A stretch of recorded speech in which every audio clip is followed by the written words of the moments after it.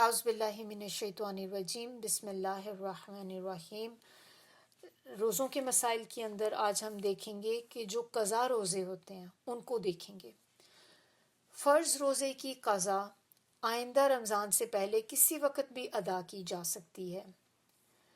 فرض روزوں کی قضا متفرق طور پر یا لگاتار دونوں طرح جائز ہے۔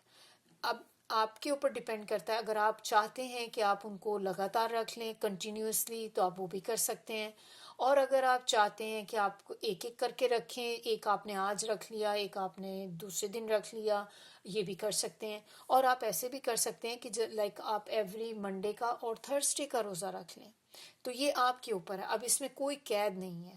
مرنے والے کے قضا روزے اس کے وارث کو رکھنے چاہیے۔ یہ ایسا نہیں ہے کہ آپ نے کسی کے روزے رہتے تھے تو اب ہمیں ہوتا ہے نا کہ چلو اس کی ڈیتھ کے ساتھ ختم ہو گئے ہیں، تو جو اس کے وارث ہوں گے ان کو روزے رکھنے پڑیں گے اگر کسی کے روزے چھوٹے ہوئے ہیں۔ حضرت عائشہ رضی اللہ نے کہا کہ رسول اللہ صلی اللہ علیہ وسلم نے فرمایا، جو شخص مر جائے اور اس پہ فرض روزے رکھنے باقی ہوں تو پھر اس کا وارث اس کی طرف سے قضا روزے رکھے۔ صحیح بخاری کی اور مسلم کی روایت ہے۔ یہ نفلی روزے کی قضا ادا کرنی واجب نہیں ہے۔ حضرت ام ہانی رضی اللہ کہتی ہیں کہ یوم فتح یعنی کہ فتح مکہ کے روز حضرت فاطمہ رضی اللہ رسول اکرم صلی اللہ علیہ وسلم کی بائیں طرف آ کے بیٹھیں اور میں آپ صلی اللہ علیہ وسلم کی دائیں طرف۔ اتنے میں ایک لونڈی برتن لے کر آئی جس میں پینے کی کوئی چیز تھی۔ لونڈی نے وہ برتن رسول اللہ صلی اللہ علیہ وسلم کو دیا۔ آپ صلی اللہ علیہ وسلم نے اس برتن سے پیا، پھر وہ برتن مجھے دیا، میں نے بھی اس سے پیا اور کہا کہ یا رسول اللہ میرا تو روزہ تھا۔ تو میں نے آپ صلی اللہ علیہ وسلم کا جھوٹا پینے کے لیے روزہ توڑ دیا انہوں نے، کہ مجھے اسی بہانے ان کا جھوٹا پینے کو ملے گا، لیکن نبی صلی اللہ علیہ وسلم کو بتایا کہ میرا تو روزہ تھا۔ آپ صلی اللہ علیہ وسلم نے پوچھا کیا تم نے قضا روزہ رکھا تھا؟ تو میں نے کہا کہ نہیں۔ تو آپ صلی اللہ علیہ وسلم نے ارشاد فرمایا اگر نفلی روزہ تھا تو کوئی حرج نہیں۔ ابو داؤد کی روایت ہے یہ۔ اگر کسی نے بادل کی وجہ سے روزہ قبل از وقت افطار کر لیا لیکن بعد میں یقین ہو گیا کہ سورج ابھی غروب نہیں ہوا تھا، اس صورت میں قضا واجب ہوگی۔ اسی طرح سحری کے وقت کھانا کھا لیا اور بعد میں یقین ہو گیا کہ صبح ہو چکی تھی تو اس صورت میں بھی قضا واجب ہوگی لیکن کفارہ نہیں ہوگا۔ پھر وہ امور جن سے روزہ مکروہ نہیں ہوتا، بھول چوک سے کھا پی لینا روزے کو توڑتا ہے نہ ہی مکروہ کرتا ہے۔ غلطی سے اگر کوئی بندہ کھا لے یا غلطی سے پانی بھی پی لے تو اس کا روزہ نہیں ٹوٹتا، کیونکہ اس نے جان بوجھ کے نہیں کیا۔ یہ حدیث ہے بخاری کی کہ حضرت ابو ہریرہ رضی اللہ کہتے ہیں نبی اکرم صلی اللہ علیہ وسلم نے فرمایا کہ جب کوئی بھول کر کھا پی لے تو اپنا روزہ پورا کر لے، کیونکہ اسے اللہ نے کھلایا پلایا ہے۔ یعنی کہ یہ نہ سمجھ لے اب کہ میں نے کھا لیا اندر تو میرا روزہ ٹوٹ گیا، اور وہ پھر بندہ بالکل ہی اپنا روزہ ہی ختم کر دیتا ہے۔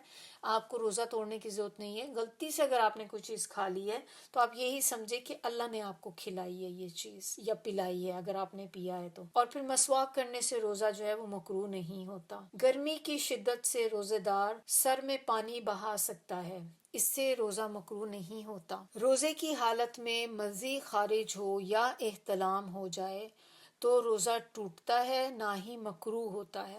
عبداللہ بن عباس اور حضرت اکرمہ رضی اللہ فرماتے ہیں کہ روزہ کسی چیز کے جسم میں داخل ہونے سے ٹوٹتا ہے، جسم سے خارج ہونے سے نہیں ٹوٹتا۔ بخاری کی روایت ہے یہ۔ سر میں تیل لگانے، کنگھی کرنے یا آنکھوں میں سرما لگانے سے روزہ مکروہ نہیں ہوتا۔ ہنڈیا کا ذائقہ چکھنا، تھوک نگلنا اور مکھی کے حلق میں چلے جانے سے روزہ مکروہ نہیں ہوتا۔ روزے دار گرمی کی شدت میں کپڑا پانی میں تر کر کے زبان پر رکھ سکتا ہے، اس سے بھی روزہ مکروہ نہیں ہوتا۔ اگر کسی پر غسل فرض ہے لیکن دیر سے اٹھے تو سحری کھا کر غسل کر سکتا ہے، البتہ کھانے سے قبل وضو کر لینا چاہیے۔ روزے کی حالت میں بیوی کا بوسہ لینا جائز ہے بشرطے کہ جذبات پہ قابو ہو۔ روزے میں پچھنے لگوانا بھی جائز ہے۔ پچھنے لگوانا کیا ہوتا ہے؟ جسے آج کل ہم کیا کہتے ہیں، کپنگ کہتے ہیں نا، ویٹ کپنگ۔ کپنگ کروانا، ہجامہ کروانا، یہ وہ ہے کہ وہ جائز ہے۔ آپ روزے کی حالت میں بھی کر سکتے ہیں۔ حضرت عبداللہ بن عباس رضی اللہ فرماتے ہیں کہ نبی اکرم صلی اللہ علیہ وسلم نے روزے کی حالت میں پچھنے لگوائے، بخاری کی روایت ہے۔ تو اس کی وضاحت پھر آگے انہوں نے یہ کی ہے کہ علاج کے طور پہ سوئی، بلیڈ یا اس طرح کے ساتھ جسم کے کسی حصے سے خون نکالنے کو پچھنے لگوانا کہتے ہیں، اور حجامہ میں یہی کیا جاتا ہے کہ جسم پہ بلیڈ کے ساتھ تھوڑے تھوڑے ویری سپرفیشل کٹس لگائے جاتے ہیں، جن سے پھر جسم کا جو گندا خون ہوتا ہے وہ نکالا جاتا ہے۔ اب وہ کام جو روزے کی حالت میں جائز نہیں ہے، جو کام آپ نہیں کر سکتے روزے کی حالت میں، غیبت کرنا، جھوٹ بولنا، گالی دینا، لڑائی جھگڑا کرنا، روزے کی حالت میں سب ناجائز ہیں۔ روزے کی حالت میں بیہودہ، فحش اور جہالت کے کام یا گفتگو کرنا بھی منع ہے۔ حضرت ابو ہریرہ رضی اللہ روایت کرتے ہیں کہ رسول اللہ اکرم صلی اللہ علیہ وسلم نے فرمایا، روزہ ڈھال ہے، لہٰذا جب کوئی روزہ رکھے تو فحش بات نہ کرے، بیہودہ پن نہ دکھائے، اور اگر کوئی دوسرا شخص روزے دار سے گالی گلوچ کرے یا جھگڑے تو روزے دار کہہ دے کہ بھائی میں روزے سے ہوں، تمہاری باتوں کا جواب نہیں دوں گا۔ جو روزے دار اپنی شہوت پہ قابو نہ رکھتا ہو، اس کے لیے بیوی سے بغل گیر ہونا یا بوسہ لینا جائز نہیں ہے۔ حضرت عائشہ رضی اللہ فرماتی ہیں کہ نبی اکرم صلی اللہ علیہ وسلم روزے کی حالت میں بوسہ لیتے اور بغل گیر ہوتے، لیکن وہ اپنی شہوت پر سب سے زیادہ قابو پانے والے تھے۔ روزے کی حالت میں کلی کرتے وقت ناک میں اس طرح پانی ڈالنا جائز نہیں کہ وہ پانی حلق تک چلا جائے، تو یعنی کہ بہت پیچھے تک ناک میں نہ لے کر جائیں۔ جب آپ وضو کر رہے ہوتے ہیں تو پانی کوشش کریں بہت پیچھے نہ جائے، کہیں ایسا نہ ہو کہ حلق میں چلا جائے۔ روزے کو فاسد کرنے یا توڑنے والے امور، روزے کے دوران جمع کرنے سے روزہ باطل ہو جاتا ہے، پھر اس پہ کفارہ بھی ہے اور قضا بھی ہے۔ روزے کا کفارہ ایک غلام کو آزاد کرنا ہے، یا 2 ماہ مسلسل روزے رکھنا، یا 60 محتاجوں کا کھانا کھلانا ہے۔ تو 3 چیزیں ہمیں پتہ چلی کہ روزے کا جو کفارہ ہوتا ہے، یا تو آپ ایک غلام کو آزاد کریں گے، یا پھر آپ 2 مہینے کے کنٹینیوس روزے رکھیں گے، اس میں پھر آپ نے ایک دن کی بریک نہیں کرنی ہوتی، اور یا آپ یہ بھی کر سکتے ہیں کہ 60 محتاجوں کو کھانا آپ کھلائیں گے۔ قصداً قے کرنے سے روزہ ٹوٹ جاتا ہے اور اس پر قضا واجب ہے۔ خود بخود قے آنے سے روزہ نہیں ٹوٹتا۔ اکثر لوگوں کا یہ مسکنسیپشن ہوتا ہے اس میں کہ جب کسی کو قے آ گئی، سنتے ہوتے تھے ہم لوگ کہ روزہ ٹوٹ جاتا ہے، تو ہمیں یہاں پتہ چلا کہ اس سے روزہ نہیں ٹوٹتا۔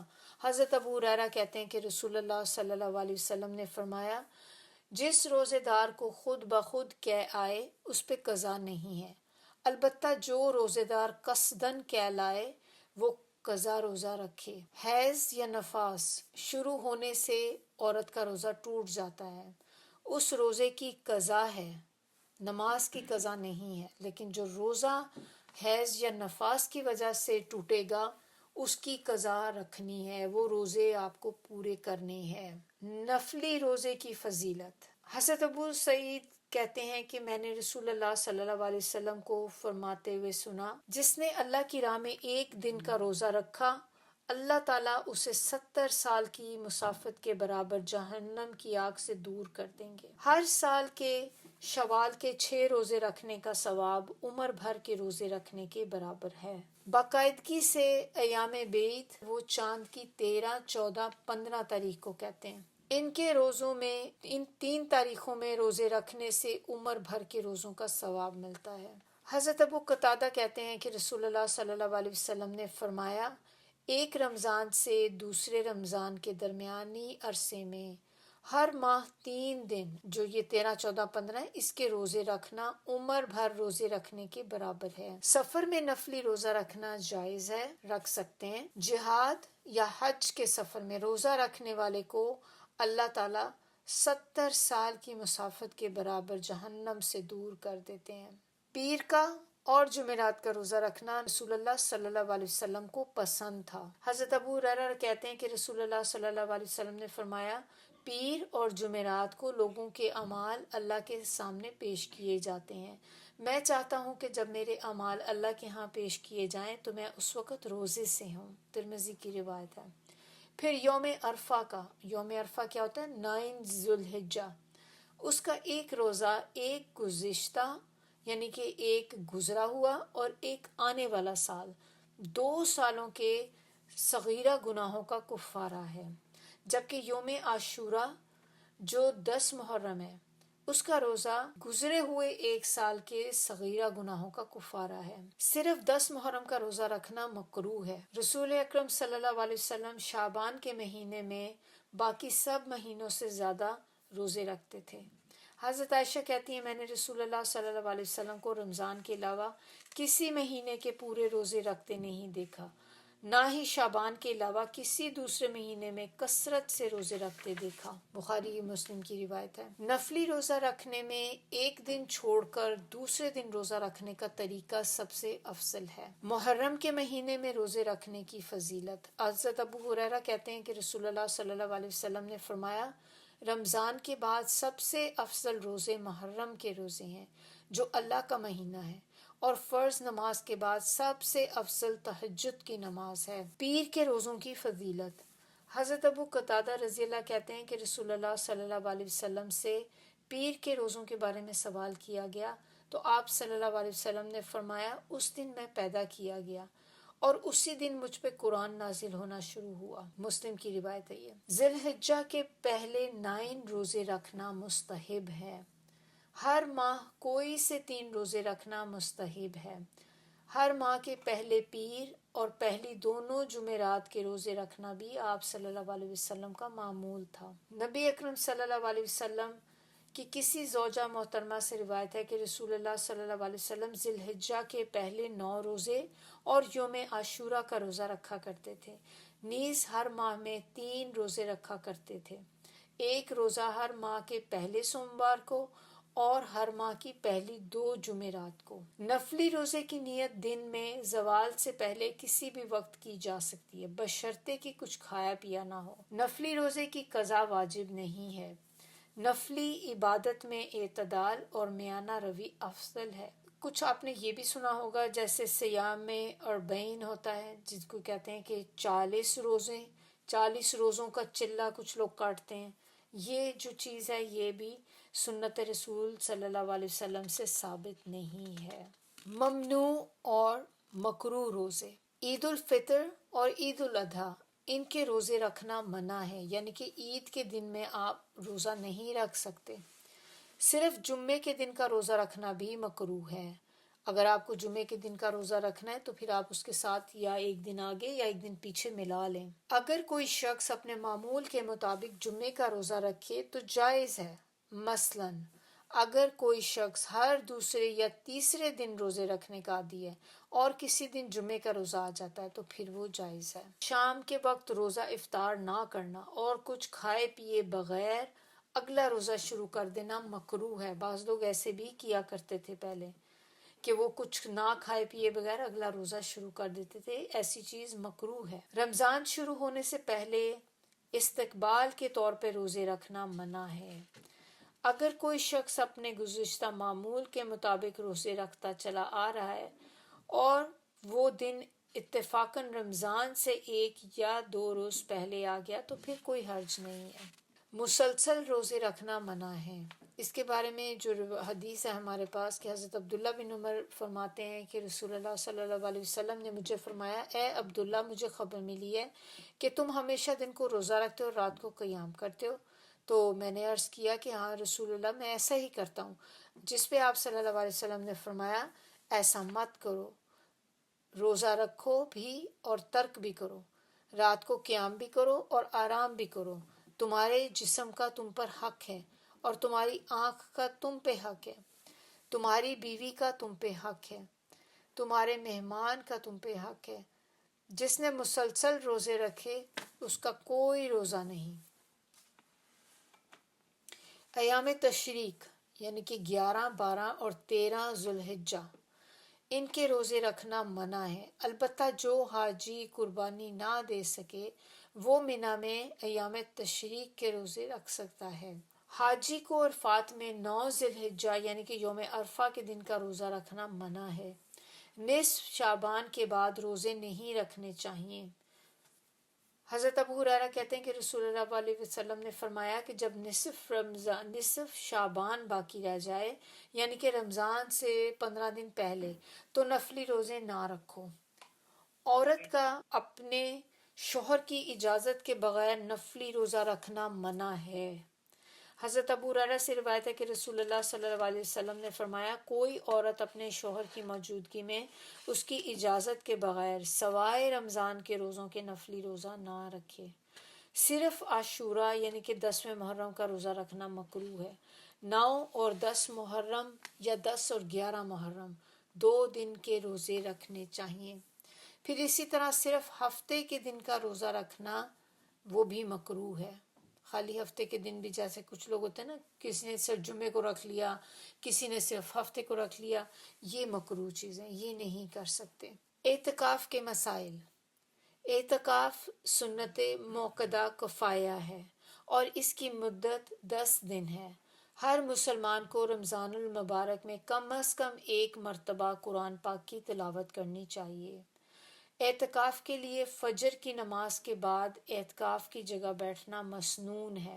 اعتکاف کرنے والے کی بیوی ملاقات کے لیے آ سکتی ہے اور اعتکاف کرنے والا بیوی کو گھر تک چھوڑنے کے لیے مسجد سے باہر جا سکتا ہے۔ مردوں کو اعتکاف مسجد میں ہی کرنا چاہیے۔ رمضان میں اعتکاف کے لیے روزہ رکھنا ضروری ہے۔ حالت اعتکاف میں بیمار پرسی کے لیے جانا، جنازے میں شریک ہونا، بیوی کے ساتھ تعلق قائم کرنا اور کسی جینوئن ریزن کے بغیر اعتکاف کی جگہ سے باہر جانا منع ہے۔ عورتوں کو بھی اعتکاف کرنا چاہیے۔ حضرت عائشہ رضی اللہ سے روایت ہے کہ نبی اکرم صلی اللہ علیہ وسلم رمضان المبارک کا آخری عشرہ یعنی کہ 21 سے لے کر 30 تک اعتکاف فرمایا کرتے تھے، یہاں تک کہ آپ صلی اللہ علیہ وسلم نے وفات پائی اور آپ صلی اللہ علیہ وآلہ وسلم کے بعد آپ کی ازواج مطہرات نے اعتکاف کیا۔ مسلم کی روایت ہے۔ اگر کسی کو اعتکاف کے لیے 10 دن میسر نہ آ سکیں تو پھر ہفتے میں جتنے دن میسر ہوں اتنے دنوں کا ہی اعتکاف کر لینا چاہیے، حتیٰ کہ 1 رات کا اعتکاف بھی درست ہے، وہ بھی کیا جا سکتا ہے۔ سبحانک اللہم و بحمدک، نشہد ان لا الہ الا انت، نستغفرک و نتوب الیک۔